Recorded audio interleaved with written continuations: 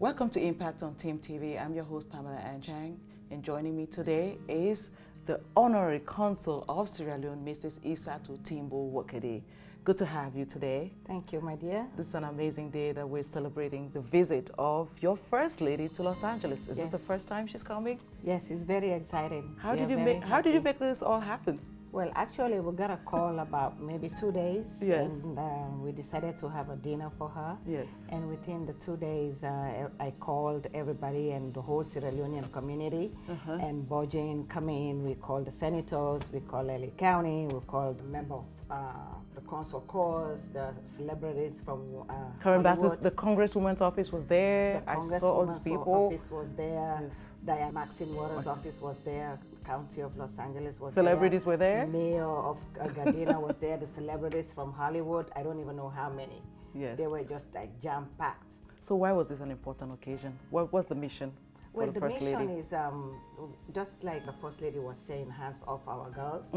You know, like when we drop down our banner, and everybody was coming to the red carpet, we were doing like this, we were doing like that, to let them stop what they're doing, and to promote First Lady's vision, hands off our girls, and let them zip up and hands off our girls. What are they zipping up? Whatever they want to zip up, you know, we don't care. Yes, but zip it up. Yes, that's what we, the Los Angelinos, we are trying to do and promote. And we are very happy to rally behind her to see this thing stop. Yes. So a lot of people may not know about your office and what it does. What do you do for Sierra Leone as consul, as honorary consul? As a consul, honorary consul for Sierra Leone for the past 2.5 years now, I rally behind the Sierra Leoneans. I watch out for them, like immigration issues, police issues, any issues they have to deportation, or if they need passport, where to direct them, or even mentally, like I find them people that have counseling, you know, and if they need a lawyer, they don't have money, I can refer them to a non-profit. They can help them, many things. And they have a lot of associations that they do fundraising to send back to Sierra Leone to help them. So I'm always there engaging with them. And I'm a Sierra Leonean, so if I see a Sierra Leonean, that would be my sister, that would be my brother. Okay, that's awesome. Yeah. So what's your message as far as the hands of our girls to Sierra Leoneans here and well-meaning Americans and other Africans, because hands of our girls is not going to be just for Sierra Leone. Girls across Africa are going through this horrible crisis. What is your message to the diaspora in terms of how they can support you? Actually, this message is very personal to me. Okay. Growing up, I lost my mom when I was a teenager. Yes. And there are a lot of things that I don't want to say in public, what happens to me personally. So it's very, very powerful to me. That's why I want to put all the arms or everything that I have in my power, my community, my people, the African American in general, women in general, kids in general. Even I have a mother of 2 girls, so I don't want anybody to touch them. So I'm gonna stand firm to tell them to take their hands off our children.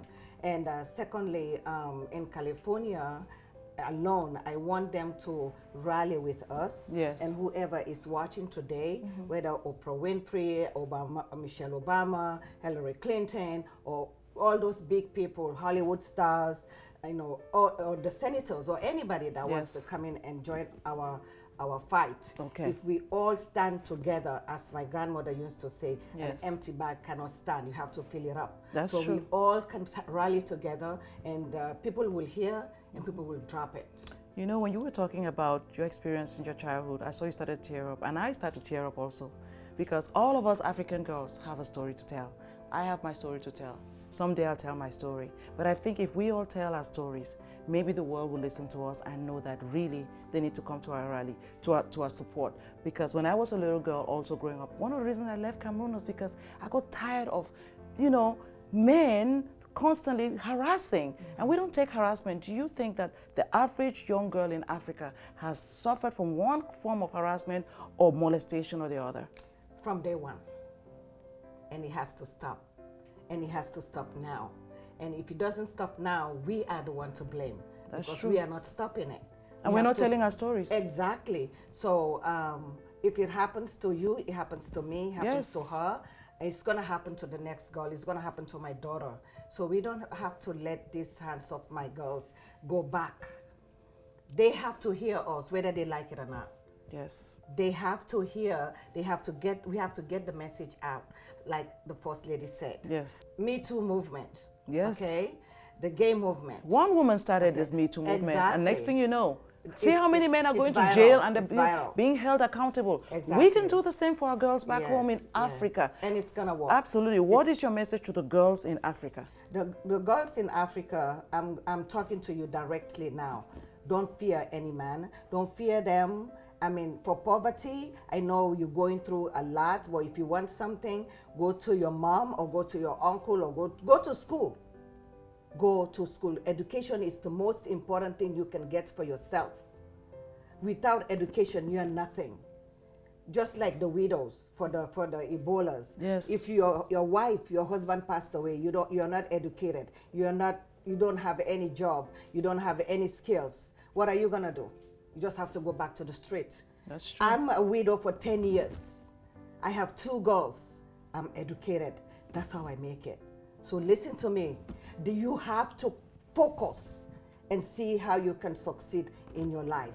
Don't give your life to people. You take control of your life. You make your own decision that you think you're gonna succeed. Don't let anybody tell you that you're not good enough. At all. You are the best of the best. That's how you think about yourself. That's the message I want to send to the girls. So not to feel inferior or no intimidation from anybody.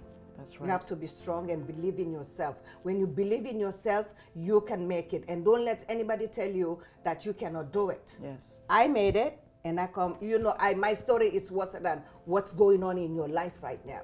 But if you just focus and go to school and pick up your book as your best friend, read, study, and go to school, you make it, sweetheart. Absolutely. You will make it. I'm tempted for us to talk to those men, those pedophiles, but I think I want to talk to the good men. Yes. We need to team up with the good men. Definitely. Let's talk to the good men. The good men that are there, that is listening to our cry, hands off our girls. Talk to your friends. Absolutely. Talk to your family. Talk to anybody that you need to talk to. And even talk to the girls to say no. They have the right to say no. Enough is enough. That's my message to them. There are good men out there. Absolutely.